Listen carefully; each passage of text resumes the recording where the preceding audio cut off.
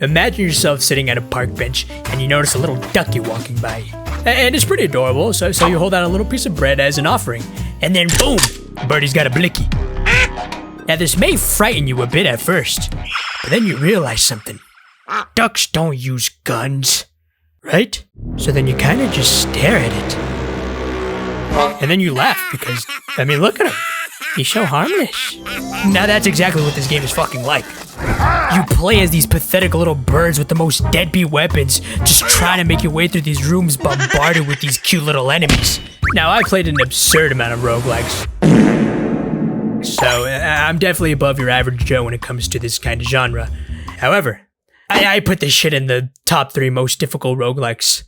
But look at them. They're so cute. Now there's a lot of reasons why this game is so fucking difficult. But let's start with just how weak these characters are. Each character has their special little traits and whatnot, but more importantly, they also have their drawbacks that make them pretty powerless to these rather average enemies. Are you kidding me? The enemies in this game are literally so simple, but these fucking birds. Alright, so boom, you got a chicken who can shoot far and accurately, right? Cool. But when he fucking moves, he loses all accuracy, so you pretty much just gotta stand still half of the time. Then boom, you got a notorious big ass bird. He buys guns for cheap like a little hustler, but he's slow. Oh god. But only when he takes damage. And to make it even worse, every time he shoots the enemy, they get faster. Then there's this cute little platypus. There's nothing good about him. He's just cute. And the last example, Mr. Penguin. He's a solid little guy, but every time he kills someone, there's a chance that they'll be cloned. I mean, that just makes no fucking sense. Now, obviously, this can't be the only reason Blazing Beak is giving me a hard time. I mean, what kind of man can't play with the cards that he's dealt? But sadly, this game throws an entire shitty deck at you with these garbage-ass weapons in the early game. Bang, bang, bang, bang, bang, bang. The first 2 stages are really the most difficult part about this game because you got these little pea blasters that you gotta use. And so if your broke ass can't afford any of the good stuff, I want that one, then you're kinda just forced to spend an eternity chipping away at the boss's health.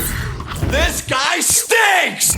But once you get your big boy money and buy a real weapon, then this game is actually kind of easy, guys. Now you see, with a lot of other roguelikes that I've played, typically you find yourself becoming a god as the run progresses. But with this one, nope, you're just this pathetic ass bird the whole way. And that's because the upgrades within the game aren't too crazy. Half of the time I don't even notice a difference. However, as minimal as these upgrades may be, the method to getting them is what makes this game absolutely brutal. The upgrade mechanic is actually very unique. Basically, throughout the rooms, motherfuckers drop these relics on the floor, and those relics are actually downgrades. They actually harm you. Oh yeah! And some of these relics just make the game feel nearly impossible. So a lot of the times before you pick up the relic, you just gotta ask yourself, am I good enough? And a lot of the times the answer is no. I know, so I know what you're thinking. If these relics actually hurt you, then why pick it up? You know, what are you, stupid?